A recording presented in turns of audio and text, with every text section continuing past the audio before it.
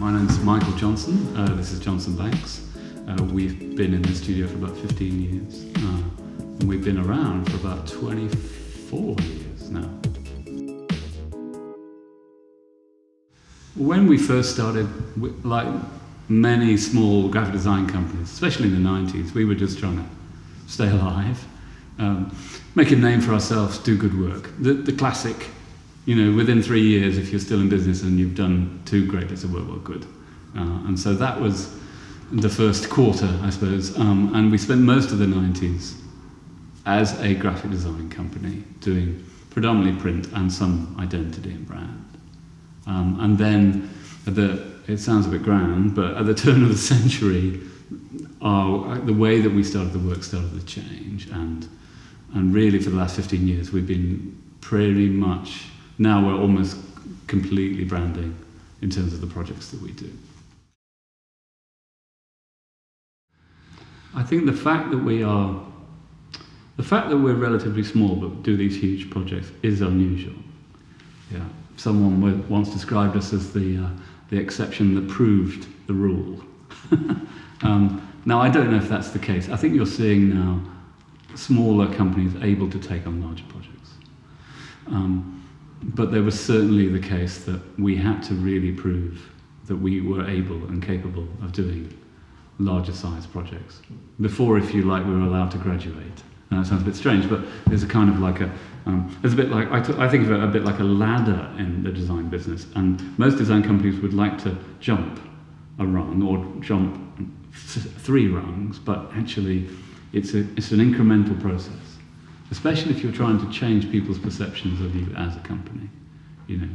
I think most design companies are trying to move forward. Well, you would hope they were.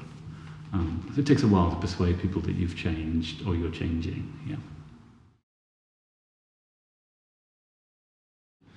I think for quite a while we were perhaps similar to other design companies in London in that there was a kind of classic twist to our work. There was quite a lot of humour at one point, and there is still sometimes that. That was Johnson Banks A, if you like, first period, if you like, but more, I suppose the second half of our life we're doing much more serious projects now, so I guess it means there's less wit and less twist, but we are still looking for something that makes a project unique, something that gives it that little edge, something that avoids that which has gone before. We're very committed to doing good work, who wouldn't be really, but we're now committed to doing good work for the right kind of people.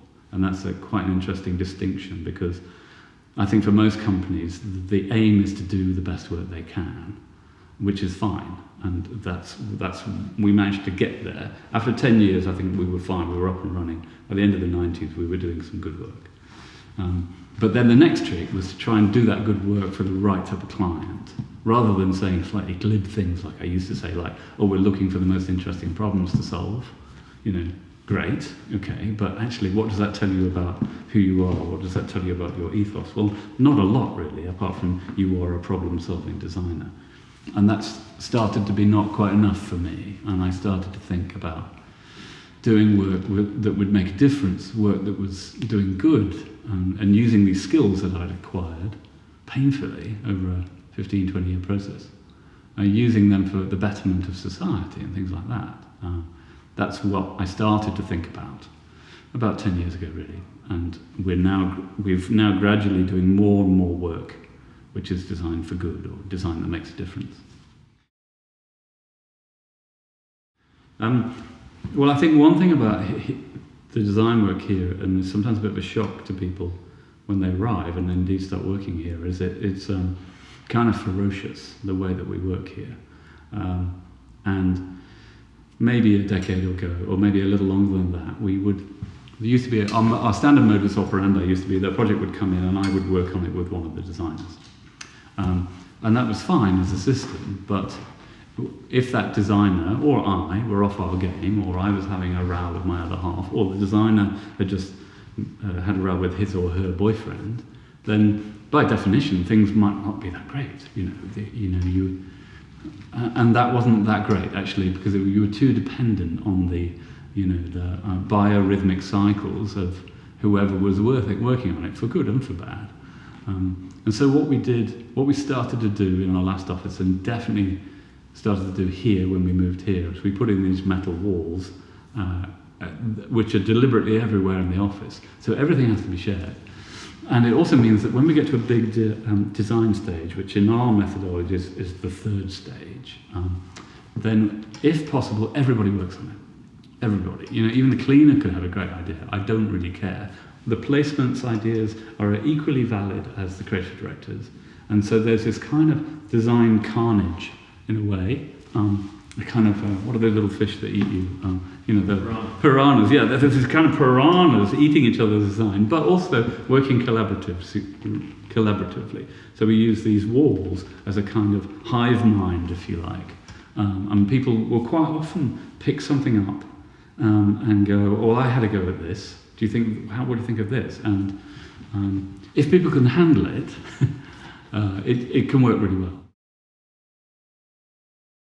The thing about the way that we use words kind of started by accident. I was always interested in the way that words and pictures interrelated. Before starting Johnson Banks, I had lots of different jobs in different types of organisations, including a brief stretch in advertising. And I've always been really interested in advertising, especially from a copy perspective. Communication at all kinds of levels, branding at the verbal level. I was often using words and pictures together, if you like, symbiotically together, and I didn't really think anything of it, really. I just thought, I think that these words would help this piece of comms, or that picture would need a great headline, or whatever it was. And then I think it slowly started to dawn on me that a lot of people didn't do that, which I thought, well, that's odd, but fair enough. And then when we started Johnson Banks, we continued to use words and pictures equally. And then when we graduated, if you like, to doing big branding projects, and we were doing a lot of work on the strategic side and writing brand narrative, it seemed like a bit of a waste, really, to write these write these what we thought were amazing bits of positioning, strategy and verbal narrative, and then for them to be buried and lost, if you like. And some of those words started to seep then out of our narrative stage into our design stage. And again, that all started to kind of meld together into this big kind of unholy modge of verbal and visual and something in between. I never really thought that much about it until people started to say to us, "Oh, you're kind of known for that verbal thing, aren't you?" And it was never an intention to be the guys that use words. But it is true that I really love words, and I'm really interested in that. Because if you don't use words, then you're literally missing out on half of the communication.